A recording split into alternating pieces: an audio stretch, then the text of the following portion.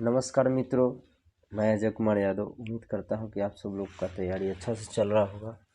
और आज हम लोग चैप्टर पढ़ने वाले हैं बायोलॉजी का तीसरा चैप्टर, जीव जनन कैसे करता है। अर्थात जनन चैप्टर हम लोग पढ़ेंगे। इस धरती पे जितने भी जीव है वो कैसे जनन करता है, इन सारी चीज़ों के बारे में आज हम लोग इस चैप्टर में पढ़ेंगे। तो चलिए सीधे सवाल की ओर, समय बहुत कम है। पहला सवाल है, इसमें हम लोग ऑब्जेक्टिव सवालों का पढ़ेंगे। पहला सवाल है, पुष्पी पादपों में लैंगिक जनन होता है। पादप मतलब पेड़ पौधा, पुष्पी मतलब फूल वाला। पादपों में लैंगिक जनन होता है, किसके द्वारा होता है? तो फूलों के द्वारा होता है। ठीक है, सवाल आंसर हो जाएगा आपका पहला का बी हो जाएगा। दूसरा नंबर सवाल है, ये बहुत अच्छे सवाल हैं। सारे सवाल जितने भी इसमें हम लोग पढ़ेंगे सभी सवालों का परीक्षा में आ चुका है, तो याद रखिएगा। मानव मादा के जनन तंत्र का भाग नहीं है। मानव मादा के जनन तंत्र का भाग नहीं है। कौन है इसमें? तो दो का आंसर हो जाएगा आपका सी, शकवाहिका। शकवाहिका ये मादा जनन अंग का भाग नहीं है। डिंबाहिनी, गर्भाशय, अंडाशय ये सब है, लेकिन ये शकवाहिका नहीं है, याद रखिएगा। अगला सवाल है, नर युग्मक एवं मादा युग्मक के संलग्न को क्या कहते हैं? नर युग्मक और मादा युग्मक के संलग्न को हम लोग क्या बोलते हैं? तो 3 का आंसर हो जाएगा डी, इनमें से कोई नहीं है। वैसे तो निषेचन बोलते हैं। ठीक है, आगे सवाल है चौथा, नर युग्मक निम्नलिखित में कौन एकलिंगी पादप का उदाहरण है? तो पपीता हो जाएगा। एकलिंगी पुष्प भी कहेगा तो पपीता ही होगा, और पादप कहे मतलब पौधा कहे तो पपीते होगा। ठीक है, क्योंकि एकलिंगी पादप ही यानी कि पौधा ही एकलिंगी पुष्प का भी उत्तर होगा। ठीक है, तो पपीता अगर पादप कहे तो पपीते होगा, पुष्प कहे तो पपीते होगा। किसमें? एकलिंगी में, याद रखिएगा। सवाल बहुत बार पूछा है, देखिए 15 में, 17 में, 19 में, 21 में। ठीक है, चलिए अब हम लोग सवाल नंबर 5 पढ़ते हैं। मुकुलन द्वारा प्रजनन किसमें होता है? तो ये हो जाएगा आपका आंसर बी हो जाएगा, ईस्ट। मुकुलन द्वारा जो होता है प्रजनन ईस्ट में होता है। ठीक है, इस ऑप्शन के मुताबिक ईस्ट में होगा। ठीक है, वैसे तो हाइड्रा में भी होता है। ठीक है, बट इस ऑप्शन में हाइड्रा नहीं दिया है। चलिए आगे सवाल हम लोग पढ़ते हैं। फूलों में नर प्रजनन अंग होता है। फूलों में नर प्रजनन अंग किस में होता है? तो ये हो जाएगा आंसर 6 का आपका आंसर हो जाएगा ए, पुंकेसर। फूलों में जो नर प्रजनन अंग होता है वो पुंकेसर होता है, याद रखिएगा। आगे सवाल है, द्विखंडन होता है। द्विखंडन किस में होता है? अमीबा में, पैरामीशियम में, लिशमैनिया में, इनमें से सभी हो जाएगा आंसर आपका। ये सब द्विखंडन के द्वारा जनन की क्रियाएं करते हैं, यानी कि एक अमीबा जो है एक दूसरे से अलग हटकर, उसी में से अलग हटाकर हम लोग क्या करते हैं? नया अमीबा बनाते हैं। ठीक है, अगला, किस जीव में बहुविखंडन होता है? किस जीव में बहुविखंडन होता है, यानी बहुत सारा विखंडित किया जा सकता है? इनमें से कौन ऐसे जीव है? तो 8 का आंसर आपका सी हो जाएगा, मलेरिया परजीवी। इसमें ढेर सारा होगा। ठीक है, आगे सवाल है, ब्रायोफाइलम के कौन से भाग में कायिक प्रवर्धन होता है? तो ब्रायोफाइलम के प्रवर्धन जो होता है वो हो जाएगा आपका पतिया में। ठीक है, आगे सवाल है 10 नंबर, मानव मादा में अंडाणु निषेचन होता है। कहाँ पे होता है? मानव मादा में अंडाणु निषेचन होता है, किस में होता है? फैलोपियन नलिका में होता है। ठीक है, आगे सवाल है, तने द्वारा कायिक प्रवर्धन होता है। तने द्वारा कायिक प्रवर्धन होता है पुदीने में, हल्दी में, अदरक में, सभी में। तो ये आंसर हो जाएगा आपका सभी में। कायिक प्रवर्धन का काम तने द्वारा सभी में होता है, क्योंकि पुदीना को हम लोग पौधा खाते हैं, हल्दी का जड़ हम लोग खाते हैं, अदरक का भी जड़ें खाते हैं हम लोग, ठीक है। तो ये कायिक प्रवर्धन द्वारा होगा। अगला है खंडन द्वारा जनन होता है। खंडन द्वारा जनन किसका होता है? तो मेढक में, सितारा मछली में, कौवे में, टिड्डे में। तो सितारा मछली में ये खंडन द्वारा होता है, ठीक है, याद रखिएगा। अगला सवाल है कायिक प्रवर्धन संभव है। देखिए ये सवाल हम लोग अभी ऊपर पढ़े थे। कायिक प्रवर्धन संभव है किसमें? जड़ द्वारा, पत्ती द्वारा, तना द्वारा। तो सभी द्वारा हो जाएगा, यानी 13 का आंसर डी हो जाएगा। अभी अभी हम बताए थे कि जड़ में भी होता है कायिक प्रवर्धन, जैसे कि आदि यानी कि अदरक हो गया, तना जैसे पुदीना हो गया, पत्ती भी हम लोग उसका खाते हैं, यानी ये सभी द्वारा क्या होता है? कायिक प्रवर्धन। 14 का सवाल है तने पर अपस्थानिक कलियां पाई जाती हैं। किस में पाई जाती हैं? तो आलू में पाया जाता है, याद रखिएगा। सवाल नंबर 15 है मुकुलन द्वारा अलैंगिक जनन होता है। मुकुलन द्वारा अलैंगिक जनन किस में होता है? हाइड्रा में होता है, इसलिए 15 का आंसर ए हो जाएगा, ठीक है। अगला सवाल है सवाल नंबर 16 अलैंगिक जनन मुकुलन द्वारा होता है। अलैंगिक जनन मुकुलन द्वारा होता है ईस्ट में, अमीबा में, प्लाज्मोडियम में, लेशमानिया में। तो अभी हम लोग पढ़े थे, 16 का आंसर बी हो जाएगा, ईस्ट में होता है, याद रखना है। सवाल नंबर है देखिए मुकुलन द्वारा अलैंगिक जनन जो होता है हाइड्रा और ईस्ट दोनों में होता है, ठीक है। और विखंडन कहे तो अमीबा में हम लोग मार देंगे, ठीक है। आगे सवाल है निम्नलिखित में कौन मानव में मादा जनन तंत्र का भाग नहीं है? तो ये हो जाएगा शुक्रवाहिका। शुक्रवाहिका जो है मानव मादा जनन तंत्र नहीं होता है, ठीक है। तो 17 का आंसर आपका हो जाएगा सी हो जाएगा। 18 नंबर सवाल है परागकोश में होते हैं। परागकोश में क्या होते हैं? 18 का आंसर हो जाएगा आपका डी हो जाएगा, परागकण। परागकोश में परागकण होते हैं।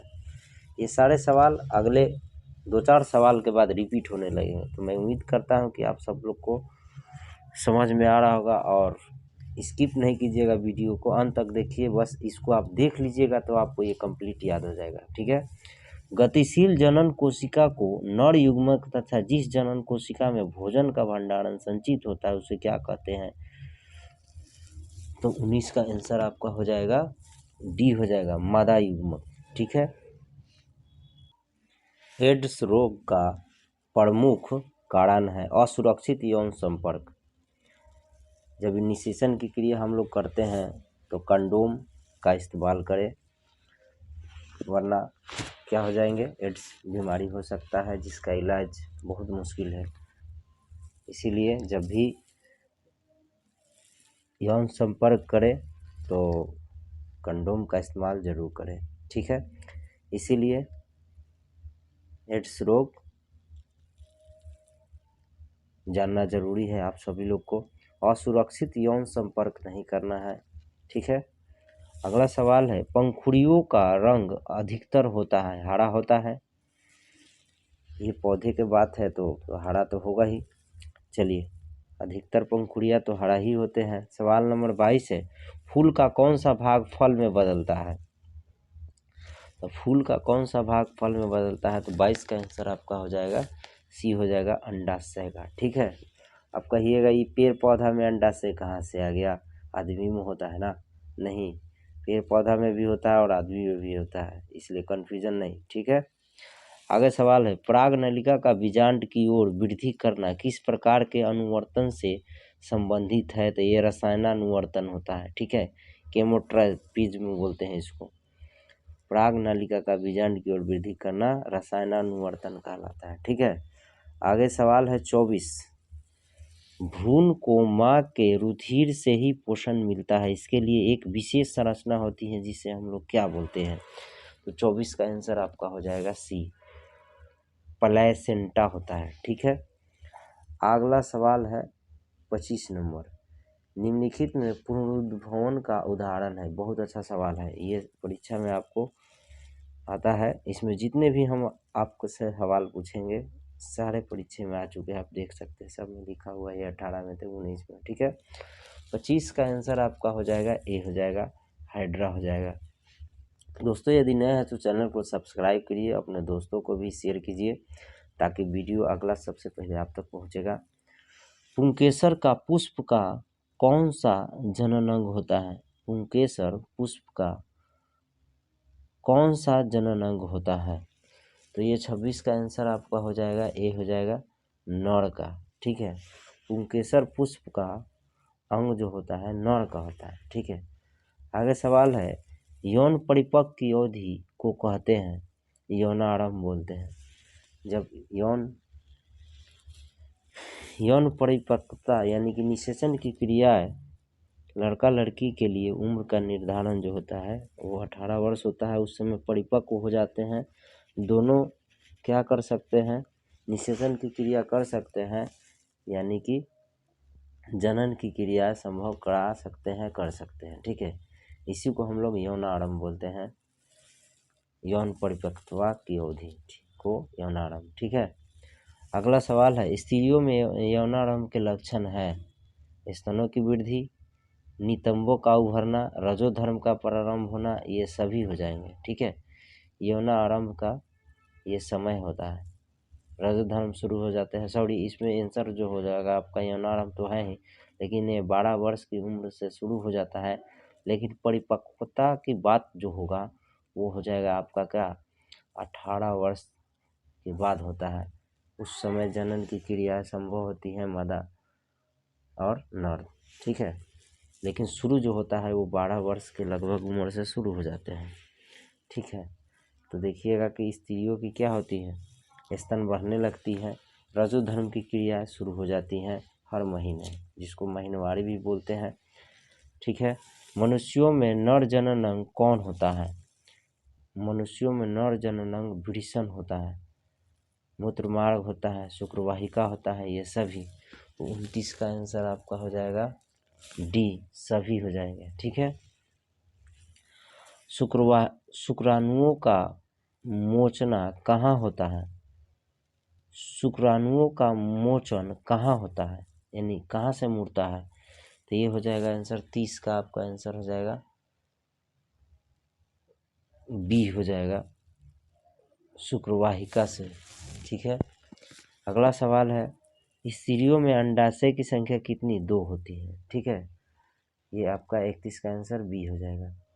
सवाल नंबर 32, मनुष्यों में निषेचन के फलस्वरूप बनता है, मनुष्य में निषेचन के फलस्वरूप क्या बनता है? 32 का आंसर हो जाएगा सी, युग्मनज, यानी कि जो निषेचन करते हैं तो स्त्री और पुरुष दोनों भाग लेते हैं, और उससे जो बनता है, जो तैयार होता है बच्चा, तो सबसे पहले उसका क्या होता है, नाम युग्मनज होता है, यानी जोड़ा। ठीक है, अगला सवाल है, वृषण में बने शुक्राणु संचित रहता है, किस में रहता है संचित? आपको मालूम है कि शुक्राणु जो बनता है वो वृषण में बनता है, तो ये सुरक्षित कहाँ रहता है? तो ये हो जाएगा आंसर आपका अधिवृषण, यानी 33 का आंसर हो जाएगा बी, अधिवृषण में सुरक्षित रहता है। ठीक है, सवाल नंबर 34, वैसे परिवर्तन जो जीवों के नियंत्रण से बाहर होते हैं कहलाते हैं निकेत। सवाल नंबर 23, इसका आंसर होगा आपका निकेत हो जाएगा। ठीक है, सवाल नंबर 35 देखिए, मैंने पहले बताया था अब वो आ गया, एक लिंगी पुष्प का उदाहरण है तो वो हो जाएगा आपका पपीता। ठीक है, पौधा भी कहे तो पपीता ही होगा। आगे सवाल है, मानव जनन अंग किस आयु में परिपक्व एवं क्रियाशील हो जाता है? तो 18 वर्ष की आयु में, मैंने बताया था इससे पहले भी। ठीक है, ये सवाल हो जाएगा 36 का बी आंसर हो जाएगा। शुक्राणु का निर्माण होता है, कहाँ होता है शुक्राणु का निर्माण? तो वृषण में होता है। 37 का आंसर आपका ये हो जाएगा, अभी बताए थे। मैंने बताया था कि आप सवाल कुछ पढ़िएगा, उसके बाद आपको सब रिपीट होने लगेगा। लिंग गुणसूत्र का पूर्ण जोड़ा पाया जाता है। लिंग गुणसूत्र का पूर्ण जोड़ा पाया जाता है किसमें होता है? पुरुष में, स्त्री में, पुरुष स्त्री दोनों में, किसी में नहीं। तो ये आंसर हो जाएगा आपका 38 का बी हो जाएगा, स्त्री में होता है। लिंग गुणसूत्र का पूर्ण जोड़ा जो होता है वो क्या होता है? स्त्री में होता है। स्त्री में दोनों एक्स एक्स होता है और पुरुष में एक्स वाई होता है, ठीक है। तो अब लड़का लड़की का निर्माण जो होता है ये पुरुष पर निर्धारित करता है। अगर पुरुष से एक्स जाता है और स्त्री से तो एक्स ही आएगा, कोई डाउट नहीं है।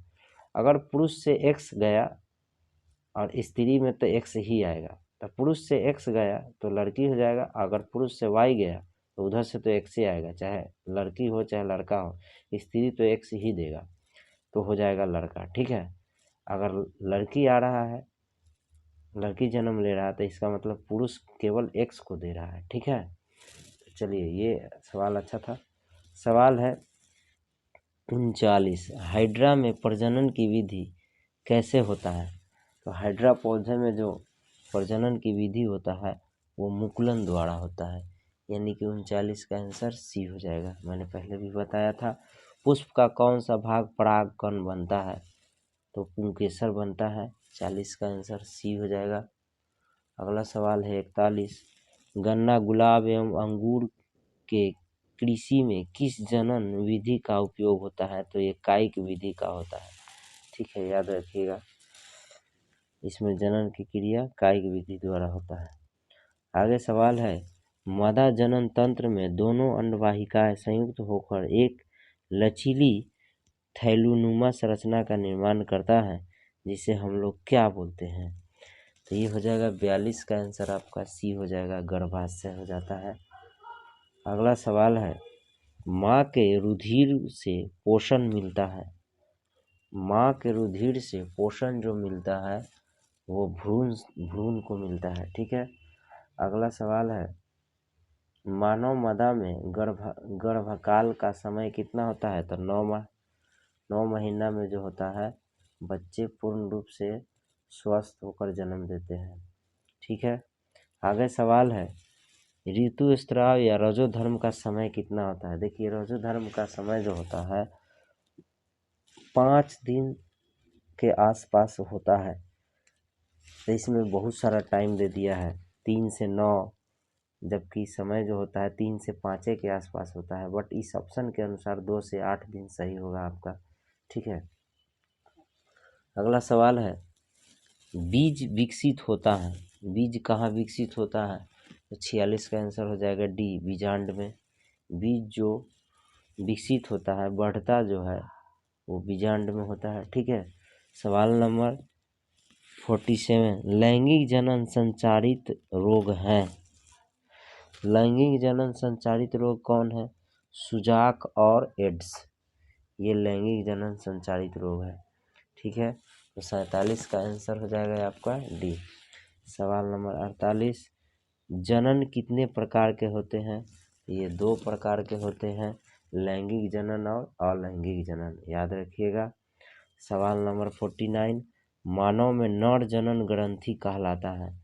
मानव में नर जनन ग्रंथि जो कहलाता है वो होता है आपका वृषण होता है, 49 का आंसर ए होगा, ठीक है। भ्रूण का विकास होता है। भ्रूण का विकास कहाँ होता है? तो गर्भाशय में होता है, 50 का आंसर सी हो जाएगा, याद रखिएगा।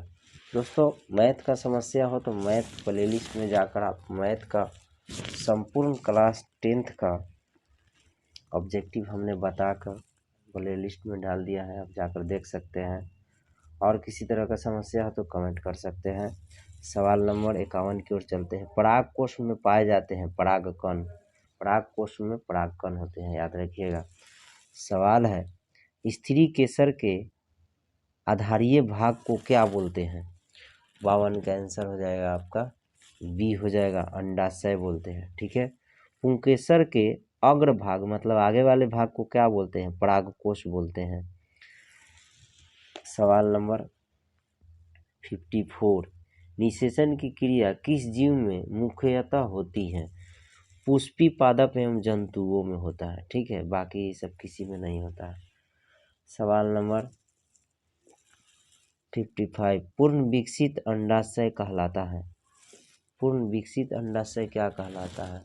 55 का आंसर हो जाएगा आपका ए, बीजांड कहलाता है, ठीक है। जब पूरा रूप से विकसित हो जाएगा तो उसका नाम बीजांड हो जाता है, ठीक है। अगला सवाल है 56, कौन सा जीवाणु जनित रोग नहीं है? तो ये कौन सा जीवाणु जनित रोग नहीं है, जो मतलब जीवाणु से कौन सा रोग नहीं होता है, इनमें से कौन है? तो 56 का आंसर आपका हो जाएगा सी, मस्सा। मस्सा जो आप जानते हैं ना, मस्सा निकल जाता है कभी कभी शरीर के किसी हिस्से से, तो वो जीवाणु जनित रोग नहीं है, ठीक है। अगला सवाल है, निम्नलिखित में कौन उभयलिंगी जंतु है? तो ये केचुआ हो जाएगा, याद रखिए केचुआ, जिसको जोंक बोलते हैं, देहात में इसको छेड़ा बोलते हैं, ठीक है ना। ये पानी जब बढ़ता है ना या बारिश के मौसम में ये सब निकलता है।